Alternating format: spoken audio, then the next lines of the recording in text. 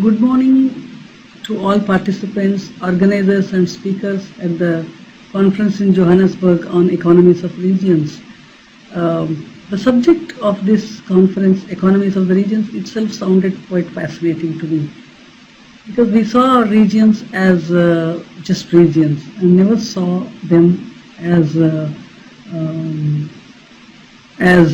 being part of the national economies and as part of the economies of the constituent bodies within the regions.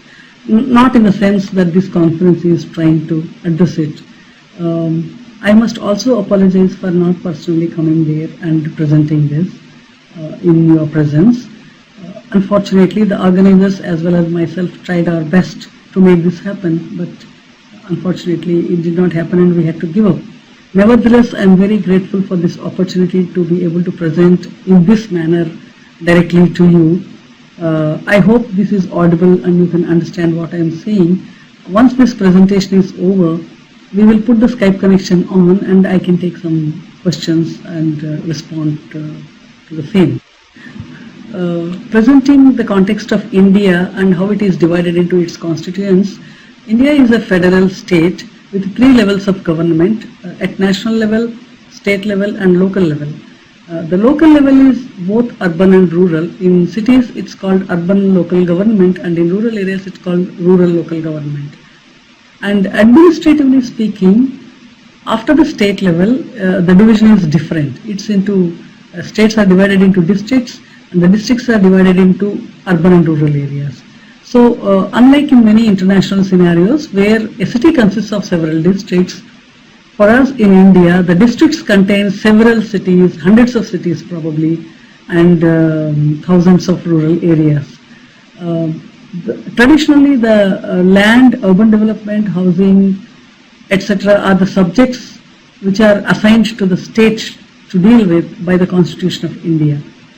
Therefore, detailed legislation and projects in these fields are undertaken by the various state governments or sub-state level agencies, whereas the national government still plays a role in terms of coming out with the national policies and model legislation, while the states can actually take the model legislation, adopt with or without modification and enact them as state legislations. The focus on spatial planning actually happened in India between 1965 and 2005. 1965 and 1975.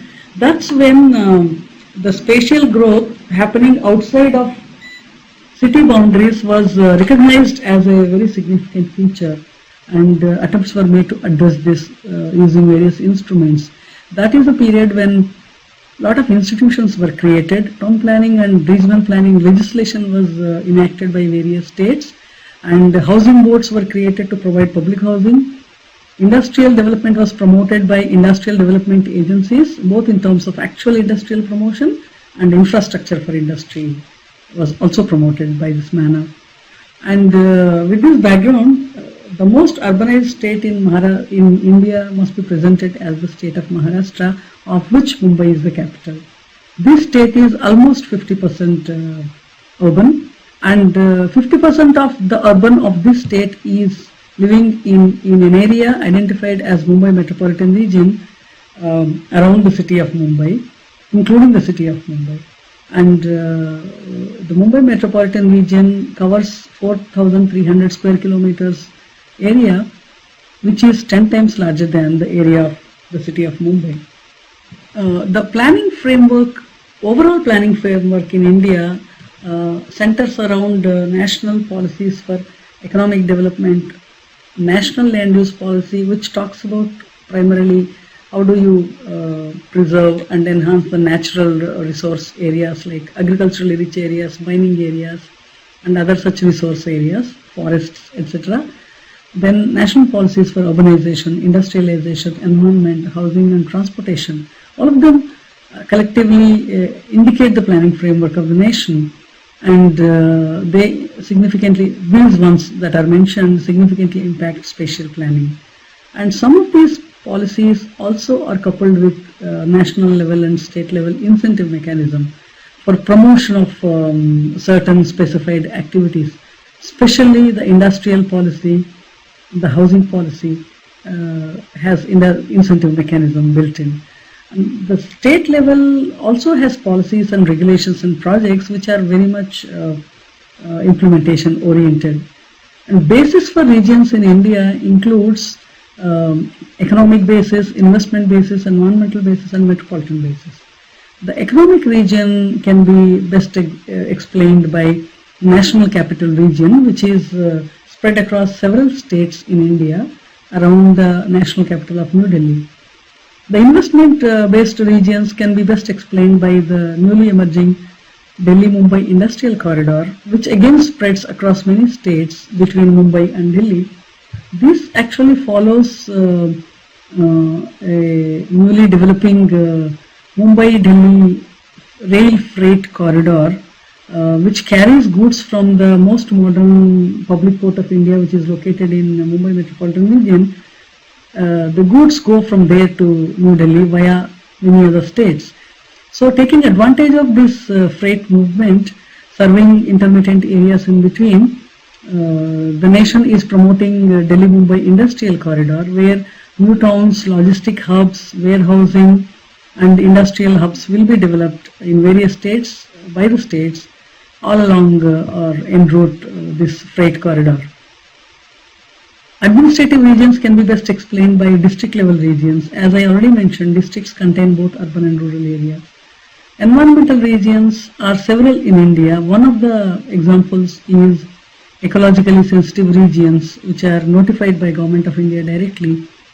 Mumbai Metropolitan Region has several of them. Metropolitan regions are the most commonly known regions across the world, which are more clearly defined than all others in terms of their physical boundaries. And the Mumbai Metropolitan Region is a fine example and the first example within India of this nature.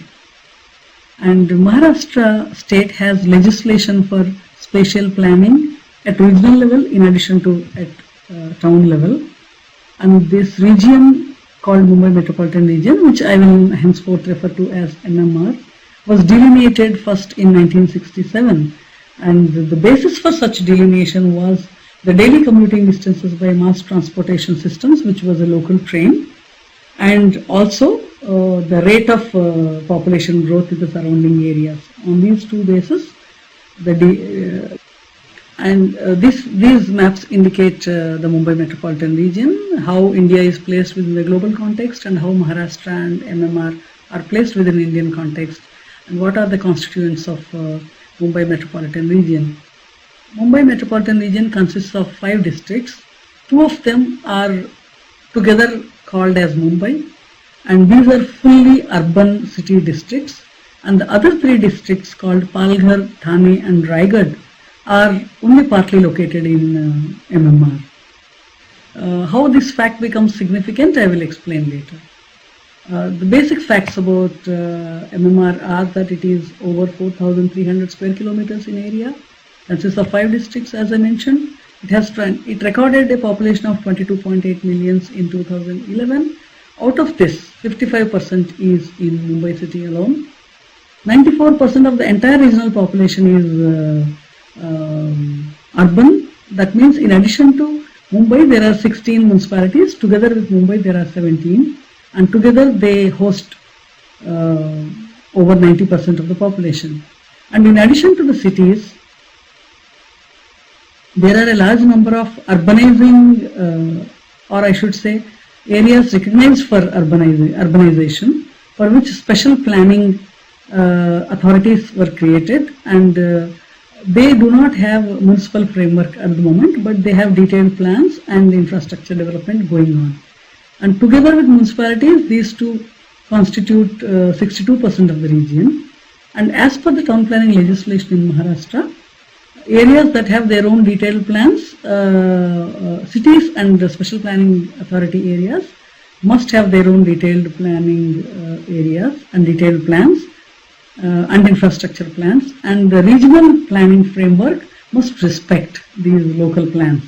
And therefore, the regional plan itself for the Mumbai Metropolitan Region itself will have far more direct control on land use of only the remaining 38%.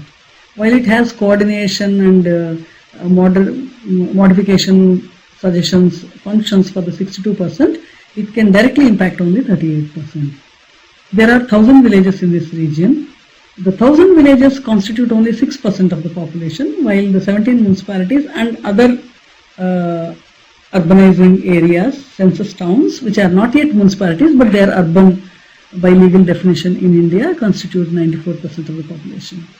There are 38 planning authorities, local planning authorities. 17 of them are municipalities, as we have seen. The others are special planning areas. Some of the special planning areas are also located within the cities. And there are several infrastructure agencies operating in MMR. And 1/4 of the region is designated forest. These are very, very significant facts about the region. You can see the nature of development in Mumbai and the rural areas. The map on the left represents the 7 cities in MMR. The darker shade indicates the large cities, which are called municipal corporations, and the yellow shade indicates the smaller municipalities, which are called municipal councils.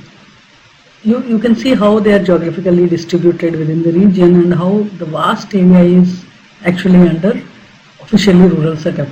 On the right, you will see a map on which these municipalities are indicated in a darker shade, and the special planning authority areas are indicated in yellow. So you can see that the municipal areas as well as the special planning authority areas together form significant part of the region. Rural area is substantially reduced. However, the non-municipal but special planning area is as large as the municipal area. And what was the reason for MMR to emerge can be discussed. And the main reason has been that Mumbai was in 1960s and 70s ever fast growing, one of the fastest growing in India, and it did not have any scope for physical expansion on account of its wedge-shaped part island kind of configuration, and all activities, economic activities and employment activities such as industries, port, CBDs, stock exchanges, railway headquarters, industries, everything was located in the southernmost tip of Mumbai, which was the origin point of Mumbai city. And as the city grew, it grew to the north within the wedge shape still, but as the residential areas grew to the north, people had to commute in the morning from the northern side to the southern tip for jobs and go back in the evening to the northern side. So resulting in great unidirectional traffic flows, which was unsustainable on the long run. And industries and office sector jobs were also under a dispersal policy by the state government by then, where backward areas of the whole state were to be developed by deconcentrating industries from Mumbai area and sending them to different parts of the state through incentive mechanism. And there was also a need for expansion of Mumbai city in a specific direction, east-west direction on the mainland, so that the north-south direction of commuters that was already established can get broken in the opposite direction. And the result was a combination of development of a great new town called New Bombay at the time, and now it's renamed Navi Mumbai, and also a significant number of smaller growth centers, both within the city of Mumbai in the northern direction as well as outside. The delineated area of MMR over its influence area in 1967 resulted in spatial planning exercises by the name regional plans in 1973. There was a first plan in 1973 and subsequently a second plan was prepared in 1996. Navi Mumbai New Town, as I've already mentioned, was planned and developed as a result of the regional planning effort, and activity deconcentration from Mumbai also began. New CBDs emerged, new industrial areas emerged, brand new, most modern port of India emerged in Navi Mumbai, and a lot of wholesale markets, particularly in the agricultural produce sector and steel sector, were shifted to Navi Mumbai under an act of legislation. There were two regional plans, as I mentioned, one in 1973 and 1996. Both of them actually mapped the region, inventorized the assets within the region. They actually mapped the resources within the region. the pattern of urbanization within the region, the way transportation corridors were functioning, and then based on all of that and the projected trends, they actually indicated the direction of urbanization that should happen. And they also try to undertake a balanced development of urban and rural areas with the concentration on decongesting Mumbai and shifting the activities elsewhere. And a lot of shifting has accordingly taken place, as I already mentioned. These are the two plans that were made in 1973 and 1996. What is important to note as a difference between these two was, the first plan, which was made in 1973, was reflective of the spirit of socialism in India at that time.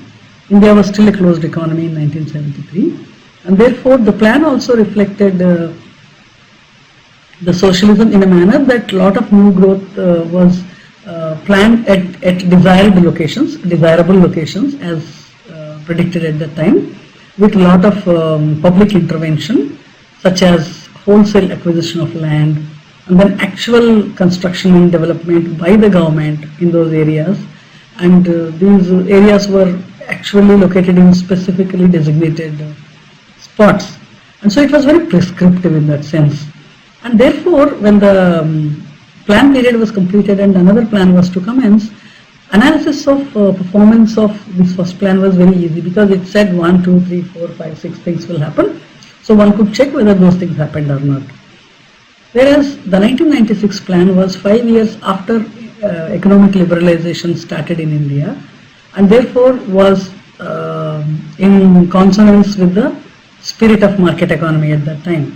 The second plan actually believed in the ability of markets to deliver things as expected by the government, which were facilitated by regulatory regime.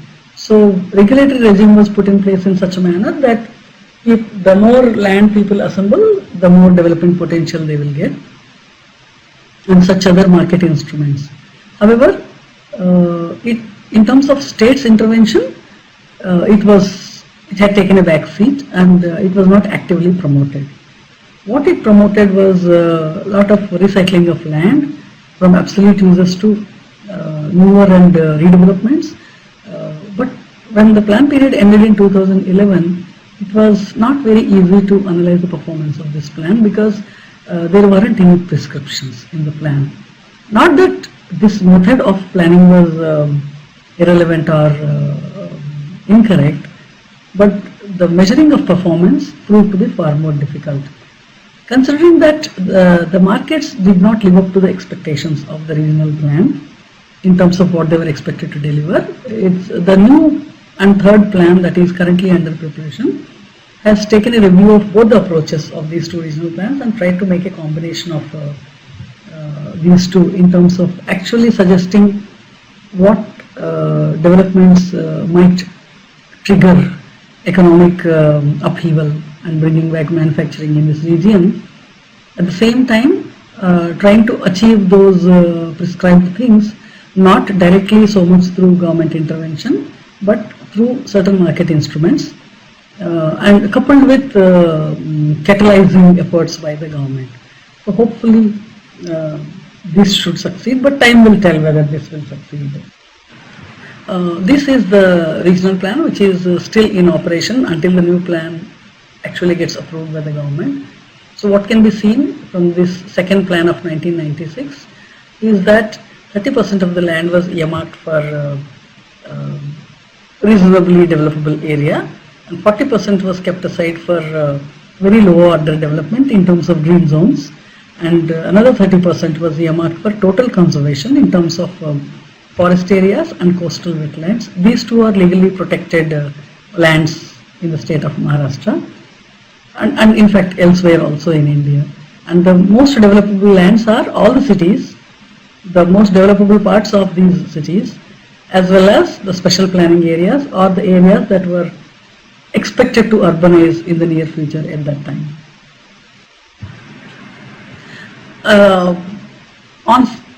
At the end of these two exercises, what can be seen is that the two regional plans have been able to channelize urbanization in a particular direction, and they could promote new towns and growth centers, and they also promoted an industrial policy industrial location policy for MMR, which was a very unique experiment since 1974.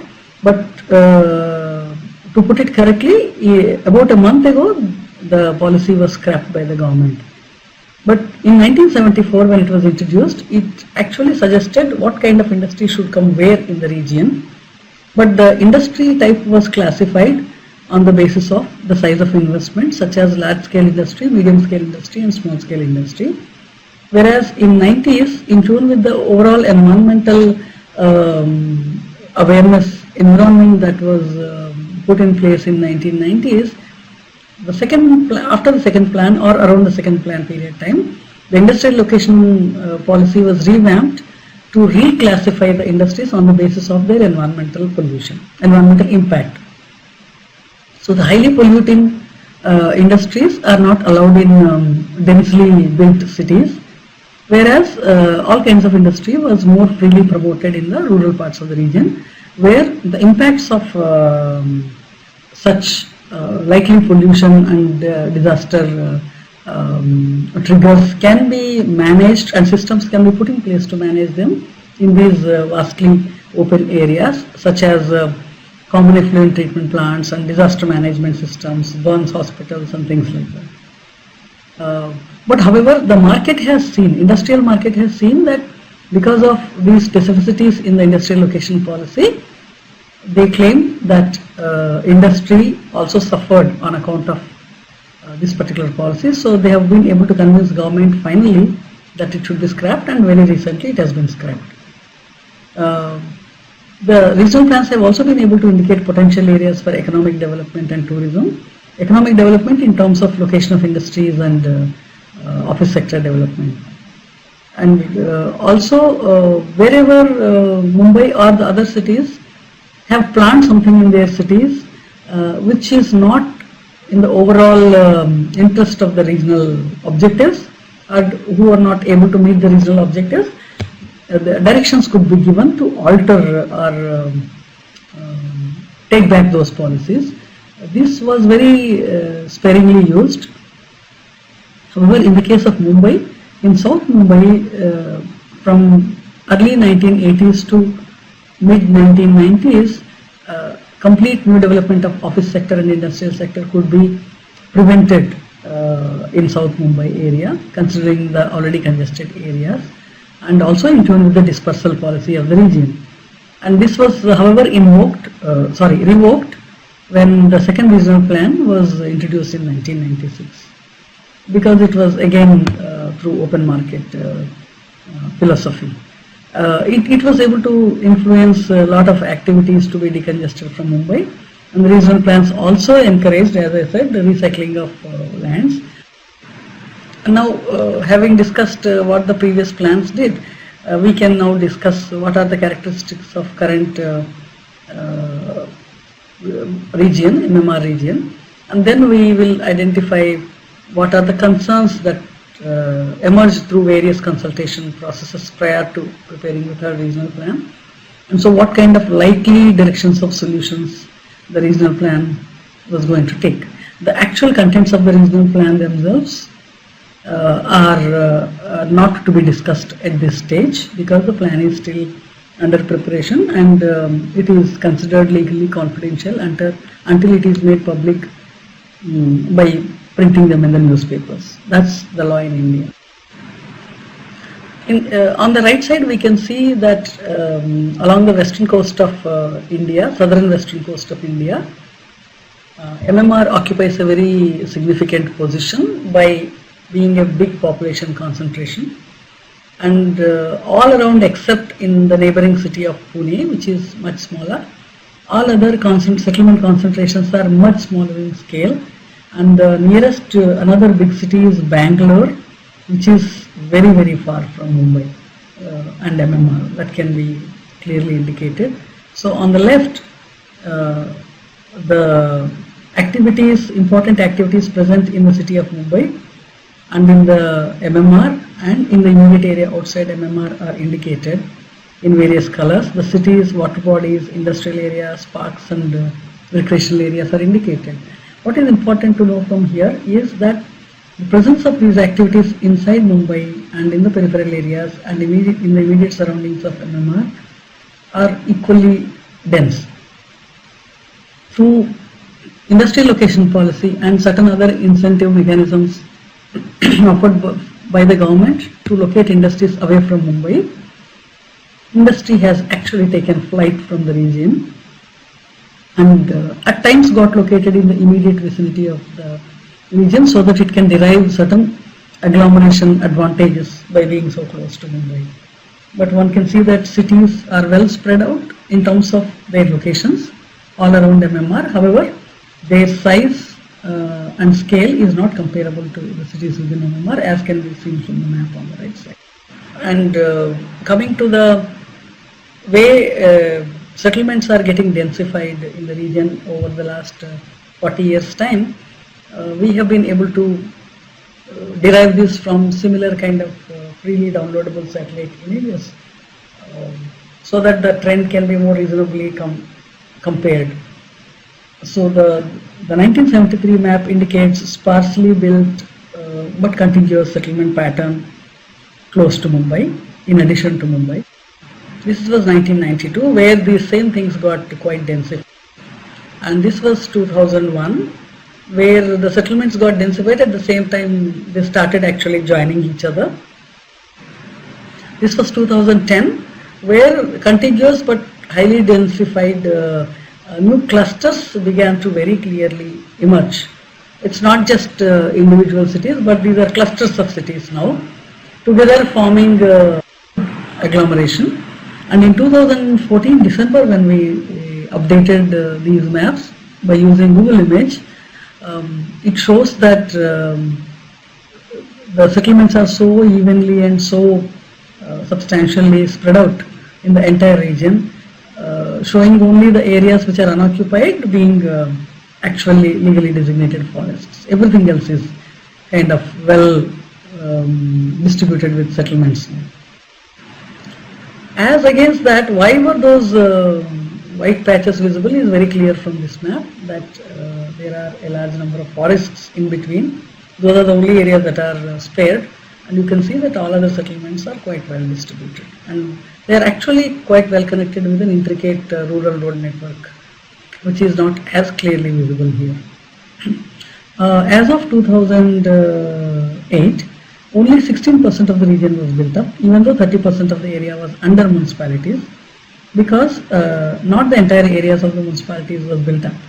Whereas there are large number of rural settlements with small settlement area, and 50% of the area is under agriculture. But what is important to note is that MMR is not richly agricultural area. It has some agriculture potential, but not very significant because it's so close to the coastal wetland. There is a lot of saline water ingress into the interior lands as well, and there are a lot of hilly areas and forests. So the area under cultivation is not of that significance. Just trying to explain through maps some more characteristics of MMR, the way forests are located, national parks are located, water bodies and wetlands are located at the bottom, and agricultural lands, watershed, detailed watershed. On top we have the rural settlement distribution on the left, by indicating the hierarchy of settlement drawn from the Gutman's scaleogram. So the larger the bullet, the more higher order of the settlement with better amenities and access and employment. And then followed by the built up area as in 2010, and lastly the direction of growth and concentrations that is being formed in the region. MMR is also very rich in environment and heritage, built heritage, natural heritage and built heritage. As we already discussed, there are a number of national parks and eco-sensitive zones here. And about 1/4 of the region is under legally protected forests, and very recently mangroves are also declared as protected forests by the government. So there is some more addition to this. We are yet to get the final figure on that from the forest department. And in terms of biodiversity, very rich species of flora and fauna are found in MMR, largely on account of the coastal wetlands and on account of the forests that exist here.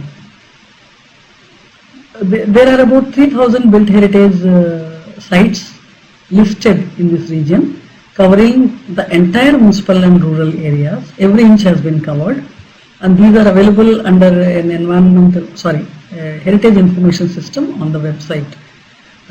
There are 2 World Heritage sites, both located in the city of Mumbai. There are 18 archaeological sites and 25 forts, which are spread across the region in all the cities and some in rural areas as well. What is important to know is that the Sanjay Gandhi National Park is located right within the city of Mumbai, as you can see towards the north of Mumbai, which is the most densely built area. This national park contains wildlife and particularly leopards, so there are large number of leopards in the city of Mumbai. Coming to the population densities, the MMR already has very high gross and net densities in the cities, varying from 7,000 to 40,000 people per square kilometer. I think 40,000 is the highest we have in a very small city, which has nothing that is undevelopable. It doesn't have forest, it doesn't have wetlands, it doesn't have hilly areas, it doesn't have any other difficult terrains that cannot be built upon. And that city called Ulhasnagar has actually higher density than the city of Mumbai. And many other cities in the region are coming close to that kind of density now, and it is expected by 2034 a lot of them will actually move in this direction unless some measures are taken to disperse the population in this region. And the population is projected to grow from 22.8 millions in 2011 to 30.43 millions by 2034. However, considering that the overall growth rate has substantially reduced for population in India, and considering that Mumbai's population itself, share of Mumbai's population is going to reduce to 38% from 55% in 2011 and 75% in 1981. So there is a dramatic reduction. That means more spread into the rest of the region. However, the spread itself will be comparatively reasonable because overall growth is, population growth is reducing. Now we discuss the economy of MMR. I first draw your attention to the graph at the bottom, which indicates sectoral compound annual growth rates, CAGRs, for the period 1993 to 2013, which is 20 years, in secondary and tertiary sectors, in Maharashtra, in MMR, in Mumbai, and in the other 2 larger districts of the region. What is important to note from this graph is that the trends in Maharashtra and Maharashtra and MMR are almost the same. So it's very important for MMR to function very efficiently in terms of its economic development, so that Maharashtra can maintain its economic supremacy in the nation. So anything that will reduce the economy of the region will actually impact the state badly and reduce its competitiveness amongst other states in India. And when we come to the graphs on the upper side, it's about dividing the secondary sector and tertiary sector behavior across the time period in the 3 major districts of the region, Mumbai and the other 2 major districts called Thane and Raigad. What is important to note is that in the secondary sector, Mumbai and the district of Thane are almost performing similarly. Whereas when you come to the right side graphic indicating the tertiary sector, Mumbai moves far ahead of Thane district. So Mumbai has actually moved from industrial economy to tertiary economy, and that has also not resulted in the industry or secondary sector moving to the rest of the region. The industry has actually left the region. One of the major Lands in Mumbai Metropolitan region are increasingly seen as real estate, having prime value for real estate, and industry would never give returns on the investment in land as much as commercial sector or residential sector would give. So therefore, it's not just that industrial policies of the state government are driving industry out. It is this attitude of investors in real estate that has largely driven industry out of this region. And this was, rather than discouraging this more directly, the governmental policies have actually in a way encouraged that by accepting the market reaction to the land market and then coming out with a policy in all cities of MMR that industry to residential conversion of land was made so easy and at no cost. So there was nothing to stop this kind of land conversion from industry to residential, and currently there is an overall thinking that this is not a very fair policy, and this policy requires relook at. Probably there will be some systems put in place to arrest this trend now, or at least reduce the impact of that on industrial development. Now, coming to employment in MMR, 39% of the population of MMR is working population. Not that all of them are working in a very significant way with good wages and all the time. There are marginal workers, and then there are partial workers and with very low wages. However, this fact that 39% people are working itself is a very good indication, and it's a good growth over previous periods. The rate of growth of this workforce participation has been even higher for the females, as can be natural because the female participation ratio in the employment has been very low earlier. The growth rates in the recent times are observed to be higher, and the growth rates in the tertiary sector are observed to be higher, and while Mumbai contributes only 55% of the population of the region, it still holds about 70% of the jobs of the region. So this is something which gives rise to a policy of dispersal of tertiary sector. Now, looking at office sector employment particularly, I draw your attention to two graphs, this one and the next one, where it is very noticeable that Mumbai, as compared to the other 16 cities in MMR, show that Mumbai has uncomparable amount of employment in 1993. All others are almost invisible except one. They are so negligible that on this scale you can't even see much. However, in 2005, the others began to emerge as noticeable entities. So that's a significant shift in the economic census, which gives the population's employment statistics at different periods. And this comes through the economic census of India, which is parallel with population census. However, these two come at different periods of time and therefore do not become directly comparable. The 1998 employment figures can be compared with 2001 population, and whereas 2005 is actually midterm between two census of 2001 and 11, so it's not so directly comparable. In the next slide, Mumbai has been eliminated and only other cities are compared with each other. What is important to note here again is that in the first part, that is 1998, one city was leading the whole show and all others were actually insignificant. Whereas by 2005, two cities became very big and many other cities are coming close by. So that means employment in other cities is rising as well, which is a very, very indicator of the region. And the first graph here indicates Mumbai's share in the recent trends of various kinds in the region. The first one shows that in the most recent addition of population, decadal population, Mumbai's contribution has been only 13%, and whereas the census indicates the resident workers, among the resident workers 30% were in Mumbai during the same period of 2001 and 11, and the formal sector jobs, as it comes out through economic census shows that more than 70% of the jobs are actually sitting in Mumbai, formal jobs, and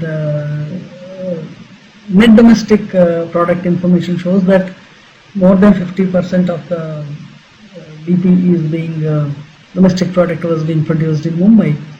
And when we look at additional land area being converted to built up use, Mumbai's contribution is so insignificant, it's around 5%.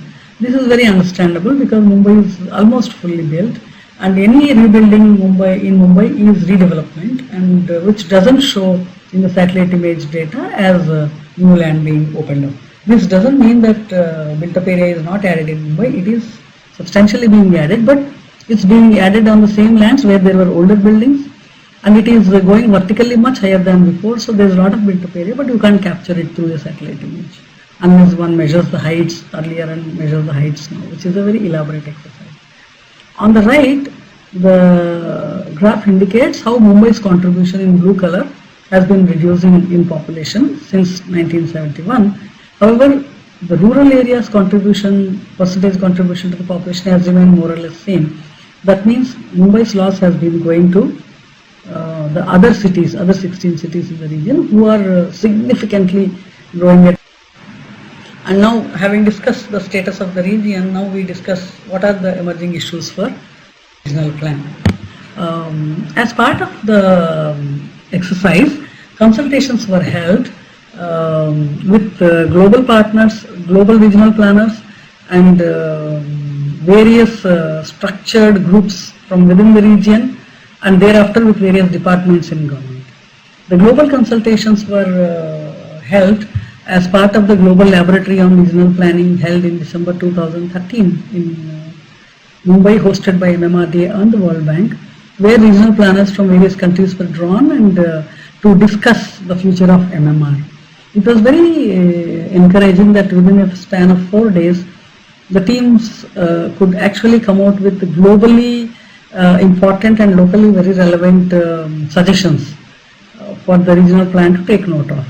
And a lot of them were actually found very, very useful while the regional plan was being prepared. So the general suggestions have been that MMR as an entity doesn't register in the minds of a citizen here. Therefore, branding of MMR is very essential, and it is also essential to communicate what it means to citizens of Mumbai and citizens of the municipalities within the region, to the state of Maharashtra, and to India, and to the rest of the world, what it means as MMR. So it's different communication strategy has to be evolved for each of them, so that the relevant inputs come into the development of the region. And also, when the state and the central government have certain vision for overall development of the nation and the state, if the regional strategies and policies can dovetail themselves into that, they have a higher chance of actually succeeding, and they also are more compatible across the board.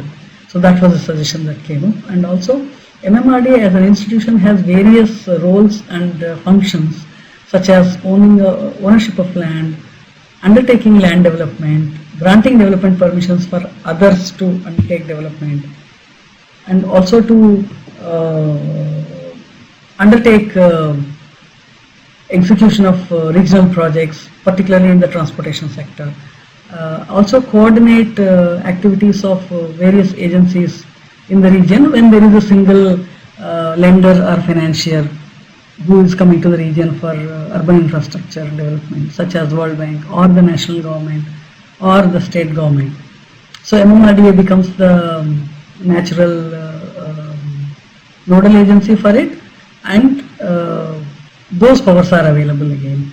And MMRDA also provides a lot of financial assistance in terms of loan, particularly soft loan, to the municipalities as well as other infrastructure agencies operating in the region. Therefore, that gives another strength to MMRDA. So all these functions of MMRDA, spectrum of powers, can be fully integrated while demonstrating regional policies into local action plans. So this was a suggestion that came up in the global lab, whereas all these years we in MMRDA and in this region have been thinking that these multiplicity of roles by MMRDA may actually theoretically conflict with each other. But in reality, they can be actually turned around upside down in a manner that they can be integrated and have a very, very positive impact on the development of the region. So we are very thankful to the global consultations. And MMR has a very big lacunae in terms of non-availability of data of the right kind, which is instrumental for regional development, regional planning and development. So the global consultations also were asked to discuss this subject, and they came out with the suggestion that an institution like MMRDA should become a regional observatory for data and intelligence. And to be able to do this, they need to do a detailed analysis of what are the needs of the region and what is the institutional capacity building that is required to be able to play this function, and also play actually the role of being observatory. In terms of needs assessment, the regional plan actually tried to understand some of the needs, such as the land information system, municipal information system, infrastructure investment information, spatial development patterns on the ground, and then development permissions being granted and tracking them, then environmental status and then their monitoring, economic development trends and their monitoring, and such other things can be actually identified to a great extent, and institutions that are generators of data in this regard can be roped in, and needs assessment can be carried out. And then coming to institutional development and finance and implementation strategies, the global laboratory has suggested that there can be more formal as well as non-formal platforms for various agencies in MMR to actually sit together and generate ideas. I believe Latin America is has very successfully used some of these elements.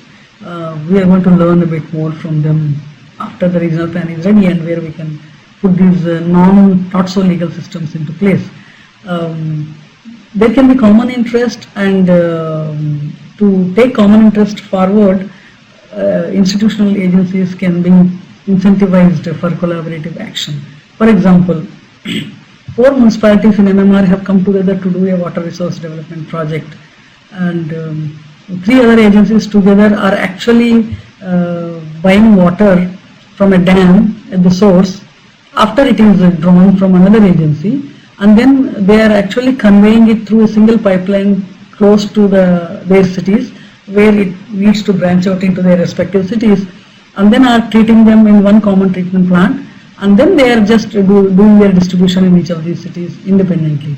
So these cities have been able to, 3 cities have been able to establish a company for this and operate this water system very efficiently. So this kind of collaborative action, multi-agency collaborative action, must be incentivized and helped and encouraged totally. There was also discussion on local city plans and the regional plan being prepared at different points of time, and therefore not having consistency of following each other, dovetailing into each other. However, after the global consultations, when this was discussed further, it was felt that this may not succeed even if we try to bring them to one platform and at one point of time, because it can be true that they are in consistency with each other only for one point of time. Subsequently, government may ask different cities to revise their plans at different points of time due to various contingencies, and therefore there is no possibility of them consistently being consistent. So we have abandoned this particular suggestion. And it was also suggested that after regional plan is prepared, there should be a strict monitoring system of economic development, environmental management, housing trends, urbanization trends, etc. On ground through very well laid out systems. And then municipalities have their own finances to invest in infrastructure. Their revenue streams and their expenditure patterns are known to us generally. But the suggestion was that they should be more systematically tracked. In a way, MMRDA already does this because of the lending operations. And also create a dedicated fund for MMR was a suggestion, but MMR was already considering this, and there were serious discussions in the government for creation of MMR development fund. but as it came up as a suggestion in the global lab, it gets strengthened, the suggestion. And also the global experts felt that current strengths of the region, financial strengths of the region to invest in infrastructure development of the regional scale are primarily emanating from MMRDA's access to great finances. This access to finances by MMRDA comes from the fact that a large parcel of land right in the middle of Mumbai, which was marshy land earlier, was handed over by the government to MMRDA at a very cheap price, and MMRDA could do value addition by reclaiming and developing this land and selling that as commercial property as part of new CBD of Mumbai, and realizing a lot of money while leasing this land. So, however, the global consultations felt that such capital receipts of finances cannot be relied upon entirely for sustainability of investments in the regional infrastructure. So they suggested that non-land based instruments may be found, that means revenue streams of income may be found for the region, but we still have not been able to figure out how. Equitable distribution of benefits to people. People get a representative to talk through to the government, and municipal services are more equitably laid. So from the point of view of all these, and municipality can raise some tax revenue, from all these points of view, it is now expected that identified municipalities will actually be suggested with extensions to their boundaries, and wherever significant new settlements are cropping up consistently with increased population, new municipalities may also be suggested, and they will be brought under governance framework. Urban-rural imbalance that was discussed a number of times and came up in a lot of brainstorming sessions when brainstorming was with outsiders as well as internal. An initiative of cluster development of rural areas is being planned.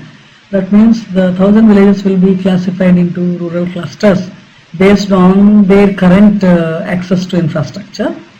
And these clusters will each have a specific intervention, and then that intervention will be based on very local requirement at that cluster level, and joint actions by the various concerned government departments, including MMRDA, will actually look after these activities. So rural development and balancing them with urbanization will be a very important factor of the new regional plan. Considering that only 40%, less than 40% of the region is available for detailed land use and development control mechanism, the new RP will actually focus on reviewing the plans of the 17 cities and the other special planning areas and observe if they require land use changes, they require transportation changes, they require some activity changes or amenity changes in view of the overall regional population redistribution strategy, employment redistribution strategy. Those suggestions will be made to those development plans of the cities, that is city plans, and all necessary activities to make sure that these things happen in the cities will be tried, such as taking municipalities on board, convincing them, and holding their hands while these new things have to be implemented in their areas. Considering the data paucity in MMR, regional information system is suggested. Because there is inadequate infrastructure and environmental compliances are not being observed for sanitary facilities, etc. The regional plan is going to also look at mechanisms for demanded action, such as in the fields of water supply and sanitation, and also address the supply side requirements by looking at certain alternative mechanisms and rationalizations. An analysis done 7 years ago showed that the infrastructure investment, capital investment requirements of the region as of 2008 was of the order of $60 billion US. This was excluding the national government investments such as in ports and railways and airports. So this is an amount which was calculated in 2008 for the year 2021. Considering that the year has moved from 2008 to 15, there must have been substantial escalation of these amounts if we recalculate the requirement. And also the 2021 figure pushed to 2034 in tune with the regional plan, the investments will be of very high order. So trying to understand where this investment will come from, analysis of the municipal expenditures, capital expenditures in the last 5 years and their likely expenditures on capex in the next 15 years are calculated and projected in MMRDA, and it was found that together with other infrastructure agencies at the state level, they can contribute a very decent amount of share of the investment required, and the rest of it can come as debts, and it can also come as devolutions from higher levels of government, and some of them, particularly in the transportation field, can also come from PPP. MMRDA, now I am trying to explain what is MMRDA. MMRDA is an agency created in 1975 after the first regional plan was approved by the government to actually implement the regional plan of 1973 and also prepare another regional plan as and when necessary. This function of MMRDA to prepare plans has been taken away by a subsequent constitutional amendment in India made in 1992, which stipulates that spatial planning in India anywhere can be undertaken only by an agency that has members elected for the purpose of that jurisdiction. Since MMRDA's board does not have such functionaries who are elected for the specific purpose of planning for MMR, MMRDA no longer will be in a position to plan for this region. And the constitutional amendment also suggested that for every million plus population area, there shall be a Metropolitan Planning Committee which shall have 2/3 members from elected representation who will actually prepare the spatial plan for this metropolitan area or region and also coordinate investments by various infrastructure agencies within that region. However, this Metropolitan Planning Committee is not a governance structure, it's primarily a planning and investment coordination structure. So MMRDA will not be able to directly publish the current plan under preparation, as the legal provision says that MMRDA shall assist the Metropolitan Planning Committee. It has initiated the process, and the process will be taken forward by the Metropolitan Planning Committee. The strengths of MMRDA are that it does regional planning as well as micro planning to demonstrate the regional principles, and it does regulate developments across the region. Therefore, it has an additional strength. It executes projects of regional significance, and while executing them, if there are any issues of population residing on the lands required for execution of these projects, under a state policy, such population needs to be rehabilitated elsewhere under the provisions of the state government. So MMRDA has started rehabilitating, I think so far it has rehabilitated over 50,000 families, which literally means 250,000 population in the immediate vicinities or in close vicinities of these areas from where they were displaced. That has given it a new strength of being a rehabilitation friendly agency, and it has also a capacity to build new institutions under its umbrella. So in the last 30 years, MMRDA has actually developed a significant number of institutions such as Regional Transport Authority, River Development Authorities, Maharashtra State Level Urban Infrastructure Fund Company, MMR Level Environmental Improvement Society and Heritage Conservation Society, and the Nature Park Society, and such other institutions. So this has been a new strength that is added to MMRDA, and MMRDA also has become very important player in formulation of PPP projects, public-private partnership projects. So particularly in the sectors of transportation and water resource development and solid waste management. There are a lot of regional roads and regional rails being built and rebuilt by MMRDA. All the metro rail projects within the region are being the responsibility of MMRDA, MMRDA also built the first monorail in India in Mumbai. It has expanded a lot of national and state highways which were not found possible by those agencies. And MMRDA also has initiated through PPP a project of regional landfill sites which will address the needs of 6 municipalities within the region. That project is yet to take off, but it's being worked out. And land development is another strength of MMRDA, value addition and then development and disposing land to realize receipts to invest in regional infrastructure. Financing infrastructure being provided by other agencies, including municipalities, has been another important role that MMRDA is playing. This function particularly allows MMRDA to understand the municipal budgeting system, their accounting system, and how things are classified within the municipal system, how one municipality is differently inventorizing things as compared to the other municipalities, and how can uniformity be brought in this, and how can reform be built into this so that things become more sustainable. All of that is the basis on which MMRDA analyzes the debt servicing capacities of these agencies in order to provide loans to them. So this has been an immense strength to understand the municipal system, and lending to municipalities is seen as overall part of the overall development of the region and not like a financial operation. MMRDA also has special powers under its act called MMRDA Act to direct all constituent institutions within MMR to undertake certain actions or to stop certain action. This was invoked, as I mentioned earlier, when office sector and industrial sector developments were arrested in South Mumbai for a large number of years. MMRDA also can levy cess on property tax and levy betterment charges where regional projects happen. However, these two instruments are not yet used because the monies will first go into government kitty and then be redirected to MMRDA.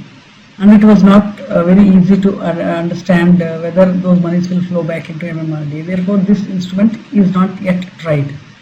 MMRDA Act also allows MMRDA to acquire lands more easily than other systems, and this has been tried.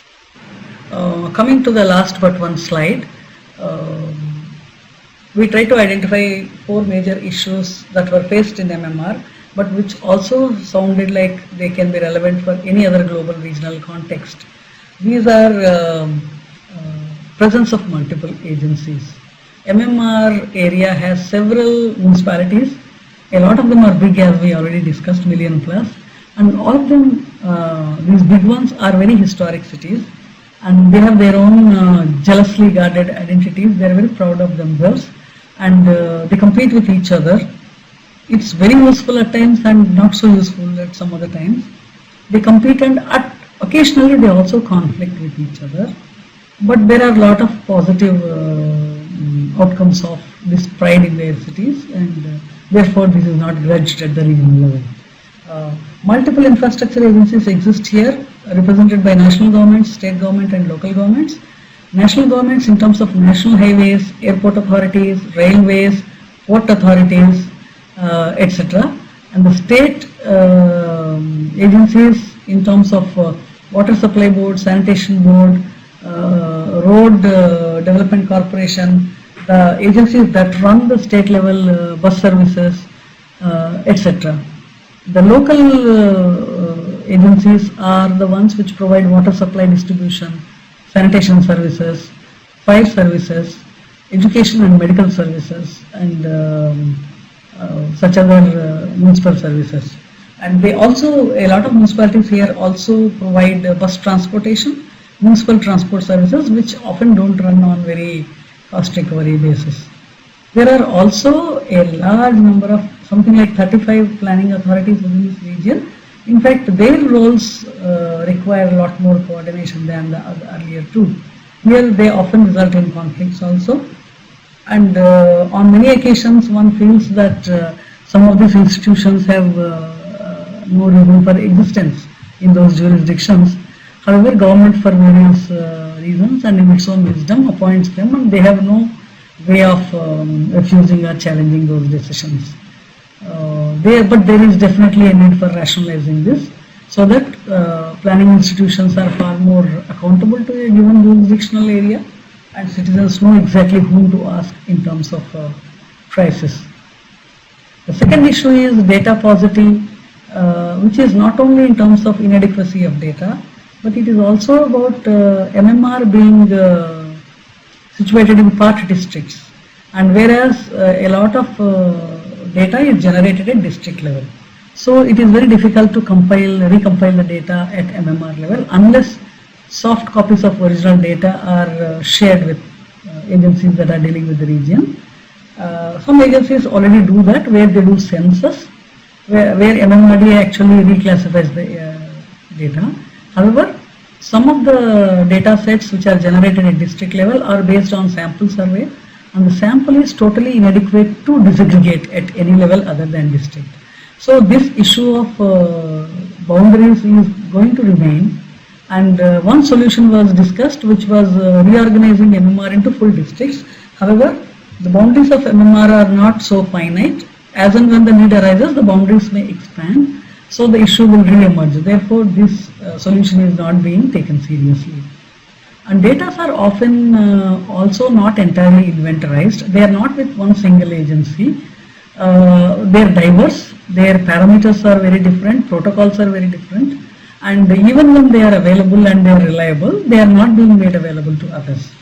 So it is very important to develop the regional information system so that this can be addressed. But post global consultations, it was also discussed that any new institution that is created to deal with regional information system can also go beyond addressing the information needs, and also actually undertake research at regional level, and also undertake training at regional level. So once the regional plan is completed by next year, MMRDA will actively engage in creation of such an institution, which will become a regional research laboratory for MMR, which can also undertake commissioned research for various government agencies operating within MMR. The third issue is lack of governance, especially in peri-urban areas. So even though Metropolitan Planning Committee is a metropolitan level elected body, but its primary function is spatial planning and guiding investments. It does not have the function of governing the region. The constitutional opinion says that the third tier of government in India, which is local government, can also be defined as a metropolitan government. However, if at the third tier only one government can exist at any point of time. Right now it is either urban or rural. If metropolitan governance comes into existence, both urban and rural governments within its jurisdiction will cease to exist. This is politically very difficult, and this kind of centralization we are not very sure to what extent is desirable in the Indian context, where decentralized governance is under great discussion for the last 30 years or so. Lastly, the most important element is also identified as metropolitan institutions as they exist today in India, not having sources of revenue income, nor are there any devolved funds from higher levels of government at metropolitan level.